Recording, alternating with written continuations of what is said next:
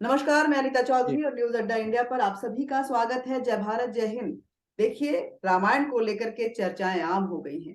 राम के नाम पर रामायण पे कुठाराघात किया जा रहा है, या रामायण की आड़ में जो राम मंदिर अब निर्माण संपूर्ण होने वाला है वर्षों की तपस्या के बाद, उसको देखते हुए कहीं ना कहीं वो विचलित आत्माएं जो हैं, वो रामायण की आड़ में राम को ही आड़े हाथ ले रही हैं। ये समझने की जरूरत है। आज इसी पे हम चर्चा करेंगे, रामायण की चौपाइयों के साथ चर्चा करेंगे। लेकिन चर्चा में हमारे साथ जो जुड़े हुए हैं वो हैं जगत गुरु श्री दांडी महाराज जी, काशी पीठ के ये सर्वश्रेष्ठ हैं। और अनंतानंद सरस्वती जी इस पूरी चर्चा में ये बताएंगे कि भारत की संस्कृति आखिर क्या है। लेकिन चर्चा की शुरुआत रामायण की चौपाइयों के साथ। बिनु सत्संग विवेक न होई, राम कृपा बिनु सुलभ न सोई, सठ सुधरहि सतसंग पाई, पारस परस कुहात सुहाई। यानी कि सत्संग के बिना विवेक नहीं होता, और राम जी की कृपा के बिना वह सत्संग भी नहीं मिलता। सत्संगी आनंद और कल्याण की जड़ है। दुष्ट की सत्संगति पाकर सुधर जाते हैं, जैसे पारस को स्पर्श करके लोहा सुंदर सोना हो जाता है। अब ऐसे में क्या माना जाए कि जंग लगे इस लोहे, जिन लोहों के अंदर से वो कड़वाहट निकल रही है, उन्हें पारस में यानी कि सत्संग में जाने की जरूरत है। या राम जब चाहते हैं तभी आपको सत्संग का सानिध्य मिलता है। ऐसे में उनको वो सानिध्य नहीं मिल पा रहा, क्योंकि राम की कृपा उनके जो विचार हैं उसके ऊपर नहीं हो रहे हैं। इसमें जिस भाषा में यह लिखा गया है रामचरितमानस, उस भाषा में ताड़ना शब्द का अर्थ क्या होता है, पहले यह समझना होगा। और जिस विषय को समझना होता है उस पर या तो आप शोध कर लीजिए, या वहाँ के स्थानीय व्यवस्था के अनुकूल आप जाकर के स्वयं उस प्रकृति को अनुभूति करें। और वो दोनों ही स्थितियां शोध के अवस्था में आती है।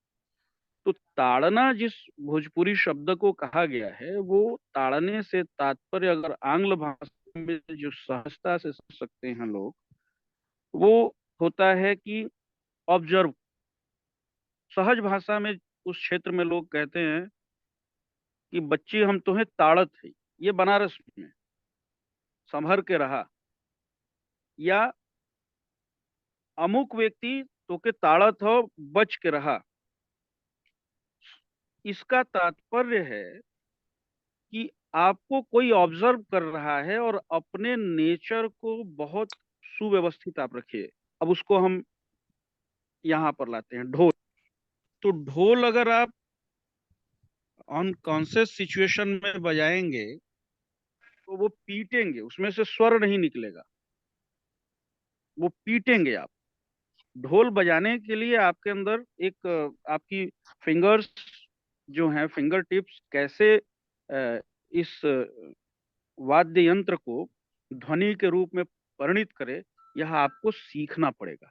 और सीखने की कला जब हम करते हैं तो ऑब्जर्व बिना किए बिना सुने हम सीखते नहीं है, पीट कर नहीं सीखते। गंवार, जो गंवार आदमी है, जिसको गंवार आप कह लीजिए एकदम लेमैन, तो वो आप उसको पीटेंगे तो वो नहीं सीधे सीखेगा।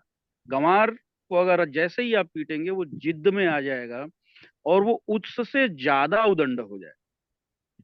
अब जिसको शूद्र कहा गया है, एक तो सबसे पहले ये समझना होगा कि ब्राह्मण क्षत्रिय वैश्य शूद्र, इस पे आपके साथ में पूर्व में भी संवाद कर चुका हूं। ये चारों वर्ण में बड़ा कौन है छोटा कौन है, इस तरह के सनातन की विभेदता नहीं रही है। अब अगर कह दिया जाए कि पुलिस छोटा है और पुलिस को हेय दृष्टि से देखना है, पुलिस की व्यवस्था में पुलिस यानी कांस्टेबल, और एसपी को बहुत ज्यादा सम्मान देना है, तो क्या व्यवस्था चल पाएगी?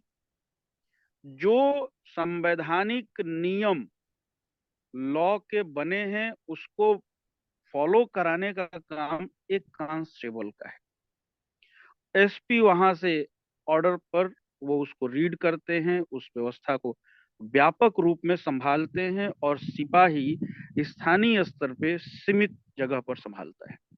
तो इस तरह की व्यवस्थाओं को आप चैलेंज करें कि नहीं वो बड़ा है ये छोटा है, तो यहाँ यह स्पष्ट है, शूद्र को आप हेय दृष्टि की जगह पहले तो यह समझें कि यह व्यवस्था का अंग था, और उस व्यवस्था में शूद्र को भी काम अगर आपको लेना है तो पीट कर आप काम नहीं ले सकते हैं, चाहे वो ब्राह्मण हो, क्षत्रिय हो, वैश्य हो, शूद्र हो। तो सेवा अगर लेनी है, शूद्र से तात्पर्य सेवा को हम लेते हैं, तो सेवा अगर लेनी है तो सेवा भी व्यक्ति के गुणों के आधार पे आप सेवा लेंगे तो बेस्ट सेवा ले सकते हैं। अन्यथा ड्राइवर को आप दे दीजिए कि खेती करे, और खेती करने वाले आदमी को दे दीजिए कि ड्राइविंग करे, तो दोनों एक्सीडेंट करेंगे, दोनों सफल नहीं होंगे। ढोल गवार शूद्र पशु। अब पशु के बारे में, उदंड पशु को अगर आप डंडे से पीटेंगे, अगर पीटने के तात्पर्य में आप लेते हैं, तो गांव घर में नहीं रहने वाले लोगों को इस बात का बोध नहीं होगा, लेकिन गांव में रहने वाला आदमी जानता है कि पीटने पे और उदंड होगा और उसको आप संभाल नहीं सकते हैं। उसके बाद नारी की बात आती है। हा, जिस भारतीय संस्कृति में शिव शिव नारी को श्रेष्ठतम पद दिया गया है, जहां वेदों ने कहा यत्र नार्यस्तु पूज्यन्ते रमन्ते तत्र देवता, जहां हमारे यहाँ शक्ति की उपासना के बिना शून्य है मानो, जहां हमारे यहाँ 108 शक्ति पीठ की बात कही गई है, जहां हमारे इष्ट यानी हमारे संपूर्ण वांग्मय के प्रमुख देवता भगवान शंकर अर्धनारीश्वर कहे गए हैं, वहां स्वप्न में भी किसी कवि के द्वारा, किसी लेखक के द्वारा इष्ट की अवहेलना अकल्पनीय है। और वो इष्ट जो जिनकी स्तुति करके तुलसीदास जी इस ग्रंथ का प्रारंभ ही करते हैं, जो अर्धनारीश्वर भगवान शंकर हैं, उनके लिए क्या तुलसी ये लिख सकते हैं? ये बहुत बड़ा प्रश्न उन लोगों के लिए जो इस तरह के प्रश्न करते हैं। तो नारी के लिए भी, अब नारी की जहां बात आती है, तो नारी से आप पीट करके, किसी को भी पीट करके, चाहे वो पुरुष हो, पीटने से यहाँ तात्पर्य नहीं है, ताड़ना का तात्पर्य है कि उनके गुणों को समझना, गुणों को समझ करके उनके प्रशंसनीय, वंदनीय शब्दों में उन्हें उस बात का भान कराना, और उसके माध्यम से महाराज जी, सृष्टि के एक कल्याणार्थ। कुछ एक दोहों को लेकर के विमर्श तैयार किया जा रहा है, राजनीति तेज हो रही है, टिप्पणियां आ रही हैं, और कहीं ना कहीं समाज को उन दोहों के नाम पर, उन चौपाइयों के नाम पर फिर से विभाजित करने की कोशिश की जा रही है। मतलब इन सभी चीजों को देखते हुए राजनेता जिस तरह से बड़बोले होके बोल रहे हैं, लग रहा है कि चुनाव नजदीक आने वाला है। लेकिन रामायण का ही एक दोहा है जिससे बात को आगे बढ़ाऊंगी मैं। यहाँ पे कहते हैं, रामचरितमानस में कहा गया है कि यही मह रघुपति नाम उदारा, अति पावन पुराण श्रुति सारा, मंगल भवन अमंगल हारी, उमा सहित जही जपत पुरारी। यानी कि रघुनाथ जी का उदार नाम है, जो अत्यंत पवित्र है, वेद पुराण का सार है, मंगल करने वाला है और अमंगल हरने वाला है। जैसे पार्वती जी साहित्य सहित स्वयं भगवान शिव भी सदा जपा करते हैं। अब जिसका जप भगवान शिव करते हैं, उसको तपस्वी राहुल तो मानते हैं, लेकिन उनके जो सदाचारी, उनके अनुयायी लोग हैं, उनके जो संगठित पार्टियां हैं, वो कहीं ना कहीं राम से इनकार कर रही हैं। ऐसे में खैर आप बता दीजिएगा, आप तपस्वी हैं कि पुजारी हैं?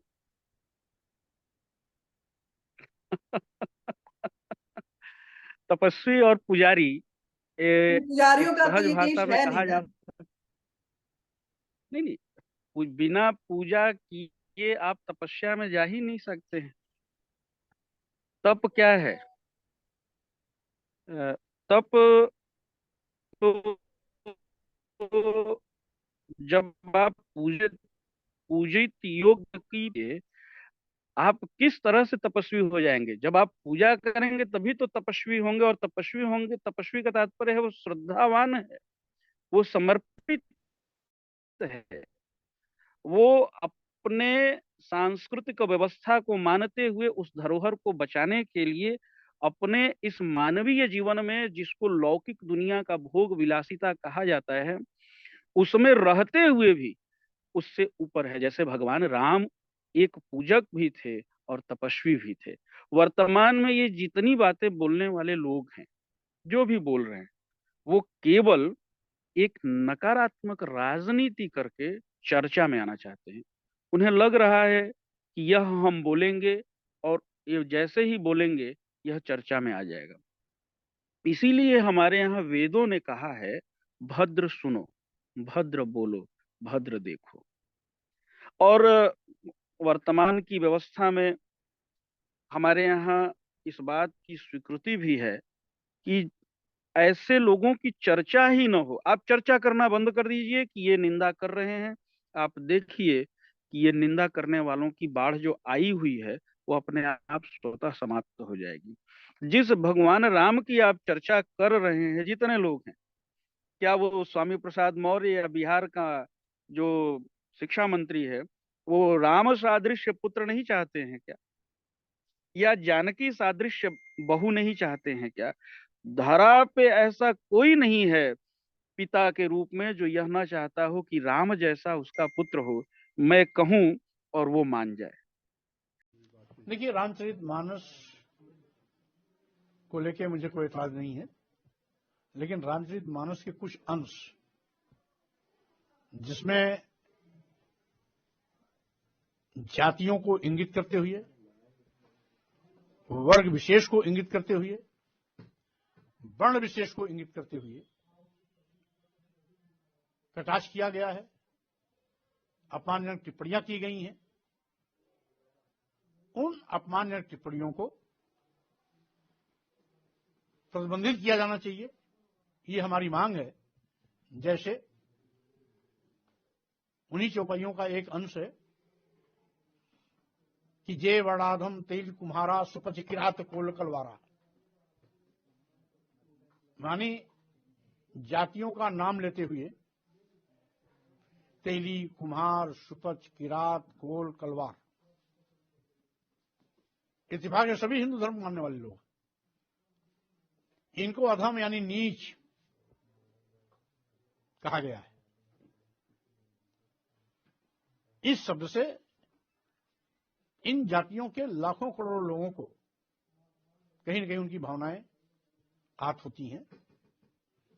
इसी तरीके से एक स्थान पर और आया है जो चौपाई का अंश इस प्रकार है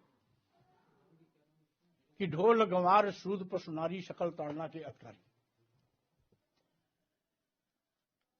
सूद पशु और नारी,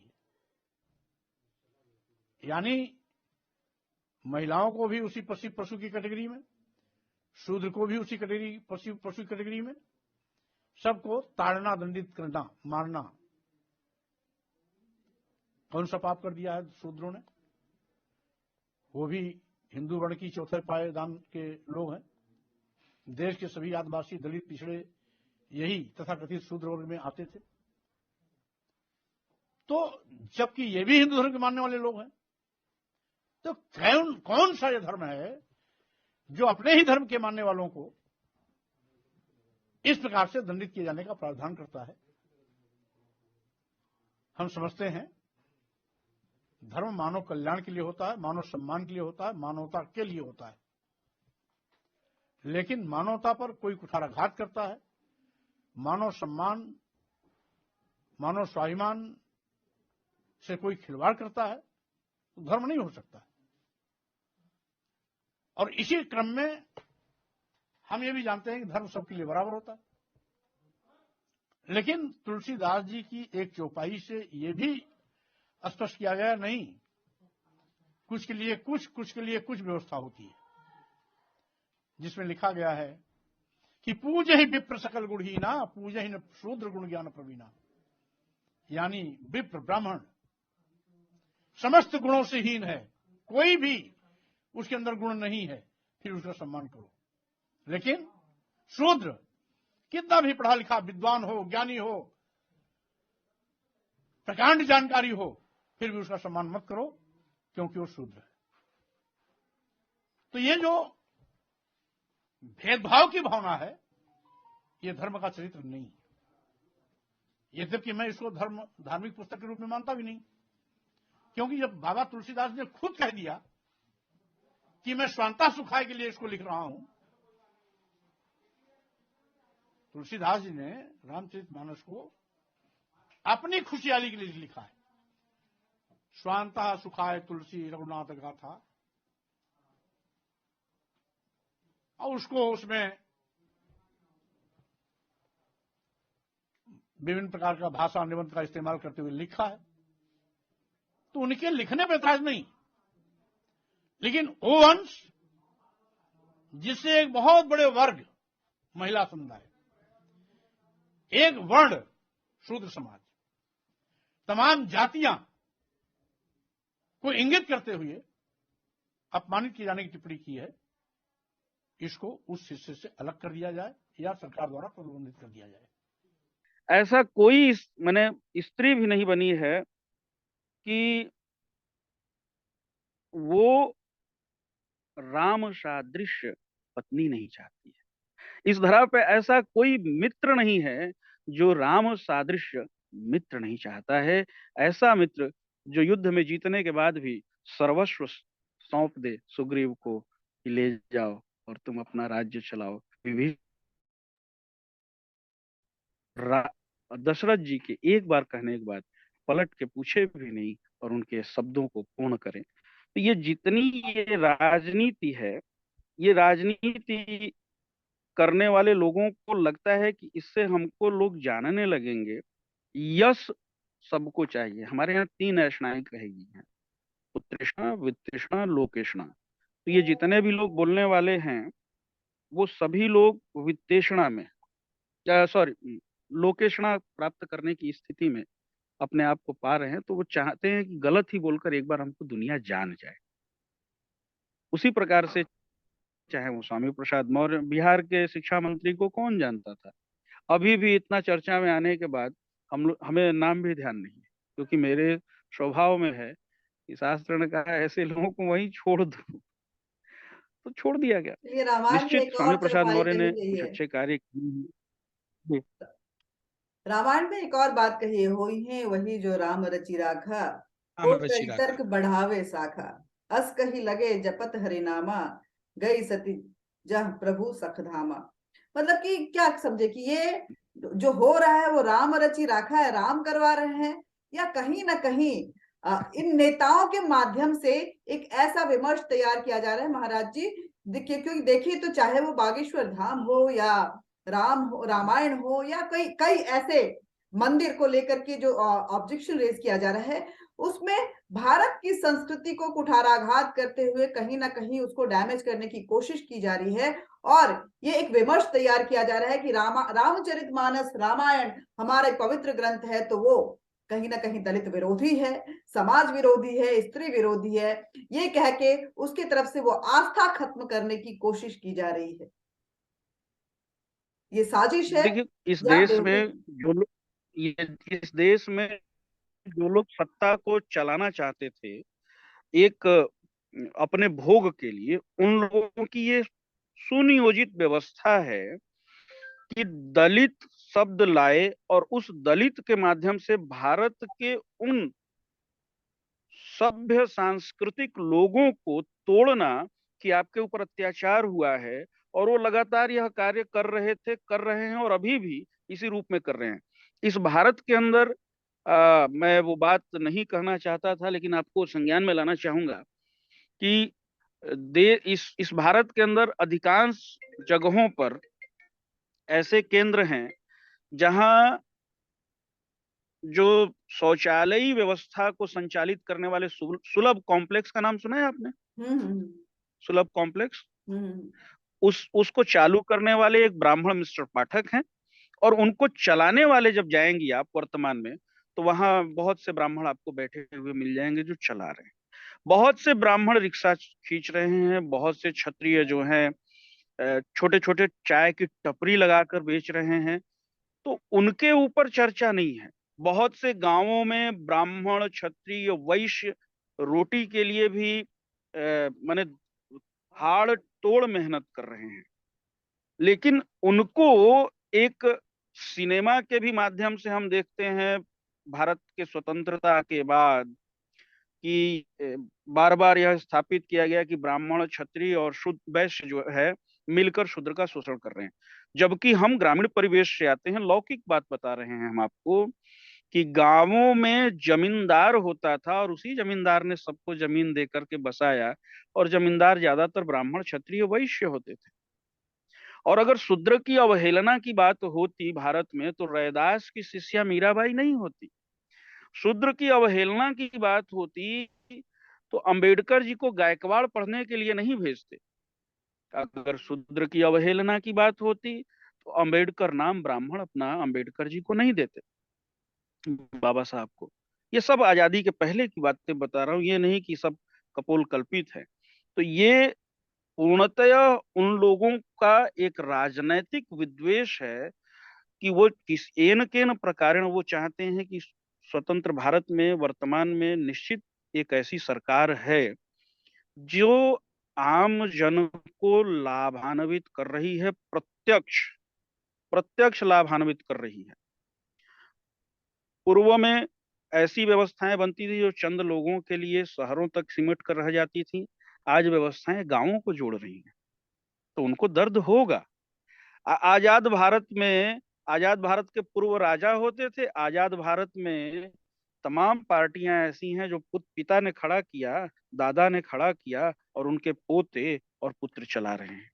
ये कौन सी व्यवस्था स्थापित करने वाले लोग हैं, हमारा प्रश्न है। दलित के नाम पे, गरीब के नाम पे, शोषण के नाम पे उन लोगों से ये प्रश्न किया जाना चाहिए। स्वामी प्रसाद मौर्य जी जिस समय जन्म लिए थे, मैं यह बात प्रश्न कर दूंगा, या शिक्षा मंत्री बिहार के हैं, जिस समय जन्म लिए थे, इसी स्वतंत्र भारत की व्यवस्था ने, जिस व्यवस्था का वो दूषण कर रहे हैं, इसी व्यवस्था ने उनको वो श्रेष्ठतम जीवन स्तर दिया है जहां ये भेद ही नहीं है कि वो किस कुल के हैं और कहाँ के हैं।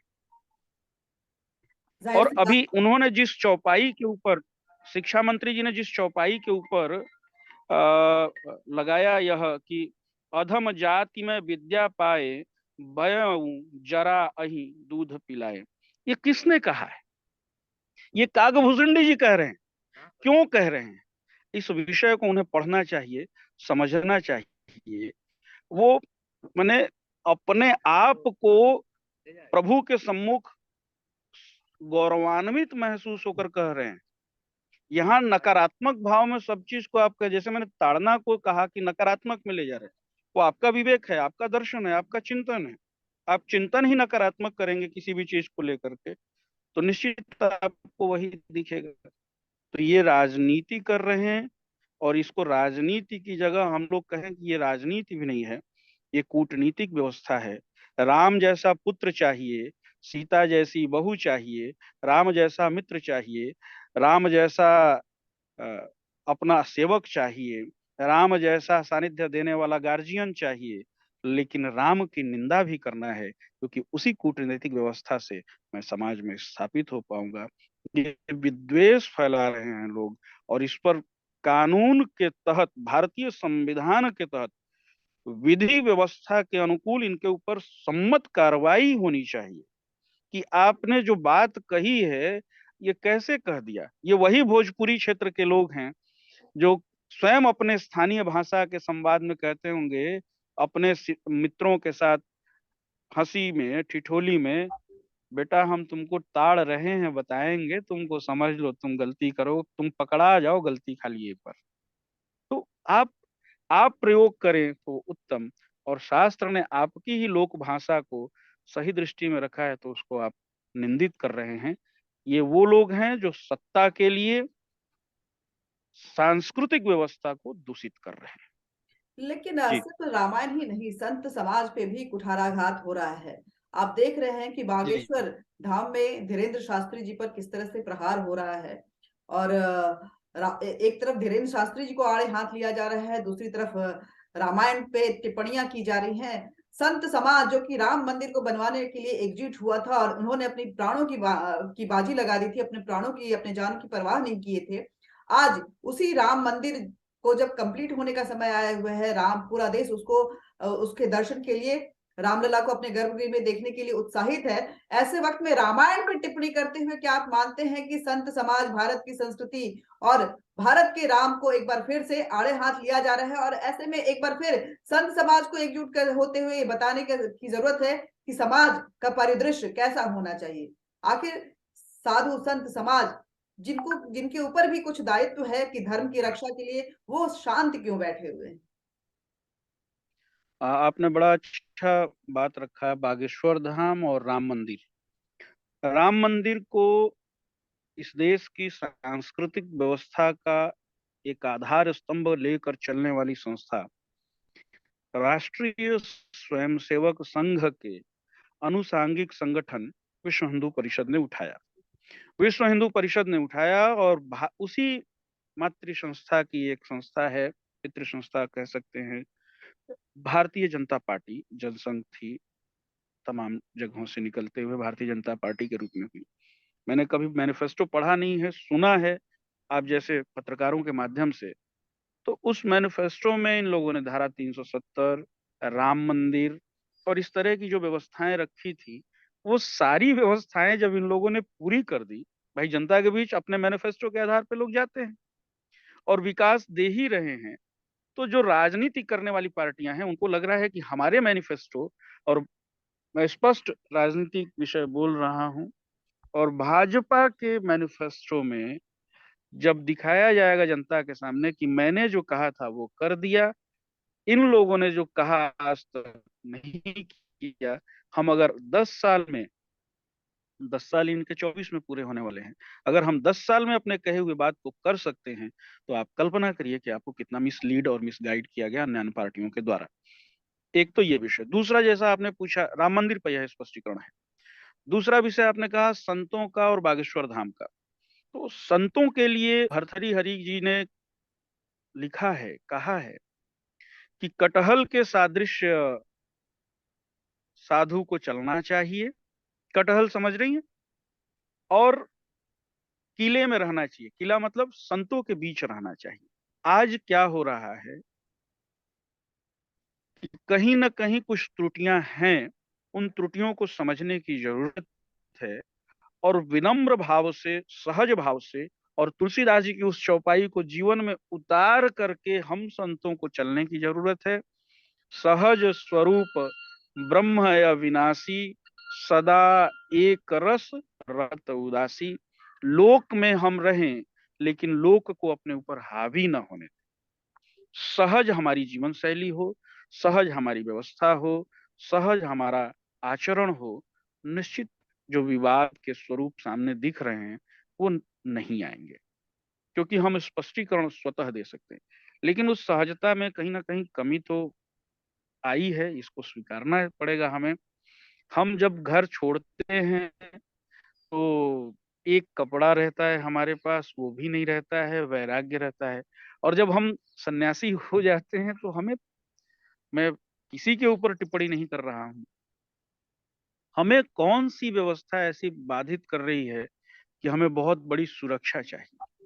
इस देश में संघ के ऐसे बहुत से प्रचारक हैं, उदाहरण के रूप में हम लोगों के सामने, जो जीवन माने अद्भुत जीवन शैली है जिनकी, जिनको मानने वाले लाखों करोड़ों में लोग हैं, लेकिन वो सहजता से चल रहे हैं, प्रवास कर रहे हैं, काम भी कर रहे हैं, और अब एक अपनी स्थिति बनाए हुए हैं।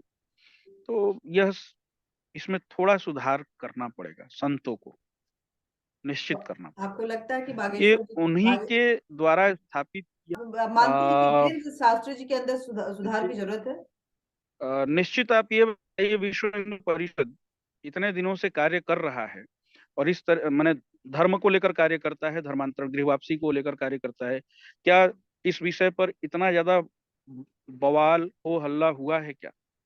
एक धीरेन्द्र कृष्ण शास्त्री जी के लिए इतना विवाद क्यों हो रहा है, यह तो सोचना पड़ेगा। और धीरेन्द्र कृष्ण शास्त्री जी ने अभी भी जिस अ, मैंने भाव भंगिमा के साथ वो बोल रहे हैं कि ये जीवन शैली मर्यादित, तो वो मर्यादा थोड़ा सा कहीं ना कहीं उन्हें आजकल ट्रोल होने का एक सेंटेंस हो गया है। उन्हें जरूर सुधार करना ही चाहिए, करना चाहिए। हमारे राम जी कभी इस तरह से नहीं कहे कि मैं ये कर दूंगा। भगवान राम ने ही नहीं कहा कि वो इस तरह की व्यवस्था आपको देंगे। उन्होंने सहज रूप में समाज के बीच विचरण किया। अयोध्या के राजा अगर सहज रह सकते हैं तो हम क्यों नहीं? हम तो उनका गुणगान गा रहे हैं। अभी रामायण और पे जिस तरह की टिप्पणियां हो रही हैं जी भारत की संस्कृति हिंदुत्व को लेकर के, तपस्वी पुजारी को लेकर के, इन सबको लेकर के जिस तरह से एक भाव विभेद और जिस तरह की टिप्पणियां आ रही हैं, आप क्या संदेश देना चाहेंगे कि देश की संस्कृति और इस तरह के कुठाराघात को लेकर के कितना सतर्क होने की जरूरत है, क्योंकि सनातन खुद भी अपने आप में बटा हुआ है। जी, इसमें ऐसे ही कारणों से हमारे बीच जो है पक्ष और विपक्ष बन जाते हैं। पहली बात, आज कुछ लोग जो बात घर में होनी चाहिए वो मीडिया पे कर रहे हैं। बागेश्वर बागेश्वर धाम के जो अर्चक हैं धीरेन्द्र कृष्ण शास्त्री जी ने एक बहुत अच्छी बात भी कही कि शंकराचार्य के हमारे धर्म के प्रधानमंत्री हैं और उनके लिए मैं कुछ नहीं बोलूंगा। तो ये उनका सात्विक पक्ष है। लेकिन वहीं जो चीजें मीडिया के सामने नहीं करना, जो चीजें प्रदर्शन में नहीं लाना, वो प्रदर्शन में आने के कारण ही तो ये विवाद है। और राम जी ने कभी इस तरह का प्रदर्शन नहीं किया जिस पर लोग प्रश्न चिन्ह लगाएं। तो इससे बचने की जरूरत है। और रामायण चाहे संत या इस तरह की व्यवस्था पर जो भी लोग जो इस वातावरण में जो उठ रहा है, उसका एक ही कारण है कि कुछ लोग हैं जो रावण की तरह हमारे सांस्कृतिक व्यवस्था को नष्ट करना चाहते हैं। और उनको चिन्हित करके सजा देने का काम सरकार का है। और सरकार के पास राहुल पर्याप्त गांधी की साक्ष्य तरफ हैं इशारा ऐसे कर रहे लोगों हैं के या लिए। स्वामी प्रसाद मौर्य की तरफ? तो ये हम लोग सन्यासी हैं और इशारा किस तरफ किसी है? भी वो व्यक्ति कौन से के रावण लिए है? कुछ बोलने से सभी वो रावण हैं जो राम की सांस्कृतिक व्यवस्था का दूषण कर रहे हैं। मतलब सरकार को आप बोल रहे हैं कि सरकार दूषण उनके कर ऊपर एक्शन ले, उनके ऊपर उनको सजा दे, जो भी राम या रामायण, रामायण निश्चित के आड़ में लेना राम पे, राम के चाहिए। आड़ में रावण। जो भी भारतीय सांस्कृतिक व्यवस्था के विरुद्ध में कुछ भी कर रहा है, उस पर निश्चित उन्हें इस बात का बोध होना चाहिए कि हम जैसे संविधान के लिए कहा जाता है कि संविधान के खिलाफ बोलने पर आपके ऊपर कार्रवाई होगी, तो वैसे ही उन्हें ये पता होना चाहिए कि भारत की सांस्कृतिक व्यवस्था के खिलाफ बोलने पर कानून त्वरित संज्ञान लेगा। तो जैसे एट्रोसिटी एक्ट है या दलित एक्ट है या अन्य जो एक्ट हैं, उसमें आपने शब्द निकाला आपके ऊपर कार्रवाई हो जाती है। वैसे ही भगवान राम हमारे केवल नहीं, भगवान कृष्ण हमारे केवल नहीं, दुनिया के संपूर्ण मानवता के लिए वो आदर्श हैं। और उनके ऊपर बोलने से पहले सबको बचना चाहिए। अब वो अगर कहते हैं कि पुस्तक के बारे में बोल रहा हूँ, ग्रंथ के बारे में बोल रहा हूँ, तो वो पुस्तक और ग्रंथ ही भगवान राम और कृष्ण को आम जनमानस के बीच स्थापित करती है। और आप अगर उसको लेकर आक्षेप और आरोप प्रत्यारोप करेंगे तो निश्चित मानिए कि आप कहीं ना कहीं उस संपूर्ण सांस्कृतिक व्यवस्था को चैलेंज कर रहे हैं जिसके कारण दुनिया में भारत जाना जाता है। हम सांस्कृतिक हमारी जो व्यवस्था है, एक होती है इकोनॉमिकल स्टेट होता है और हम लोग कल्चरल स्टेट हैं। हमारी इकोनॉमी कल्चरल है, हमारी इकोनॉमी फाइनेंशियल नहीं है। और आप उसी को बार बार या राष्ट्र के आप इसको तो अगर इस दृष्टि से देखें कि हमारी कल्चरल इकोनॉमी को आप डैमेज कर रहे हैं, इट मीन यू आर आप मतलब उसको सीधा सीधा राष्ट्रद्रोह की स्थिति में खड़ा किया जा सकता है। और यह होना चाहिए। और मुझे विश्वास है कि आने वाले समय में वर्तमान की जो सरकार है या हमारे जो लोग हैं जो बैठे हैं व्यवस्था में, इस पर जरूर चिंतन करेंगे। देखिए, काशी और पीठ के मैं जगत गुरु चाहूंगा कि ये काशी पीठ के जगत गुरु जी, श्री दांडी जी महाराज की ये मांग है। अनंतानंद सरस्वती जी बोल रहे हैं कि जो हमारे सांस्कृतिक विरासतों पे आघात करे उसे कहीं ना कहीं देशद्रोह की श्रेणी में लाकर सरकार को सख्त से सख्त सजा देनी चाहिए, क्योंकि जहां राम है वहीं रामायण है और रामायण ही राम के चरित्र को समाज तक पहुंचाता है। चलिए, बातचीत का ये सिलसिला जो है ना खत्म होने वाला है, क्योंकि राम के ऊपर जितनी चर्चा की जाए उतना कम है। लेकिन रामायण की ही चौपाइयों के साथ इस चर्चा को समाप्त कर रही हूँ। और समीक्षा होनी चाहिए। लेकिन समीक्षा होनी चाहिए, समीक्षा होनी चाहिए रामायण। एक अनीता, एक बात, एक एक एक एक, एक विषय में रखा जो इसको जरूर चिंतन में लाना चाहिए लोगों को कि हम लोग हम लोग कल्चरल इकोनॉमी के राष्ट्र हैं। हम लोग सांस्कृतिक हमारी जो व्यवस्था है वो सांस्कृतिक है। हम दुनिया में सांस्कृतिक व्यवस्था करना जाने जाते हैं, ताकि इकोनॉमिकल व्यवस्था करना। तो इसको समझना होगा, और यह जब समझ में आ जाएगा तो निश्चित मानिए कि इस तरह बोलने वाले जो लोग हैं ना, कि संपूर्ण इस आधुनिक यंत्र के व्यवस्था को साधुवाद जो आपने हमें इसमें सम्मिलित किया। तो रामायण की चौपाई है, हरि अनंत हरि कथा अनंता, कर ही सुनहि विधि बहु विधि सब संता, रामचंद्र के चरित सुहाय का लख कटु कोटि लगी जा ही न जाए। तो हरि अनंत हैं, उनकी कथा भी अनंत है, जितनी कही जाए उतना कम है। चर्चा की को यहीं पे खत्म करते हैं। धन्यवाद महाराज जी आपका इस चर्चा में हमारे साथ जुड़े रहने के लिए, और आप सभी का भी धन्यवाद जो इस चर्चा में हमारे साथ जुड़े रहे। भारत एक सांस्कृतिक देश है और इसकी अर्थव्यवस्था भी उसी संस्कृति में निहित है। ये दांडी जी महाराज ने बताया है और हम सभी भी जानते हैं। भारत की संस्कृति का परचम इकोनॉमी में कब कैसे तब्दील होता है वो काशी कॉरिडोर से हम समझ सकते हैं। कब उसकी इकोनॉमी संस्कृति में बदल जाती है ये हम अयोध्या जाकर जब रामलला के दर्शन करते हैं तब समझते हैं। तो ऐसे में जब भी कुछ बोलते हैं तो राजनीति और सत्ता एक तरफ होती है, लेकिन संस्कृति की अपनी मर्यादा होती है। और ऐसे में हमारे धर्म ग्रंथ या हमारे इष्ट देव पे कुठाराघात करना कितना जायज है, ये नेताओं को भी समझना चाहिए और जनता को भी उसका जवाब जरूर देना चाहिए। बहुत बहुत धन्यवाद। जय हिंद, जय भारत। धन्यवाद।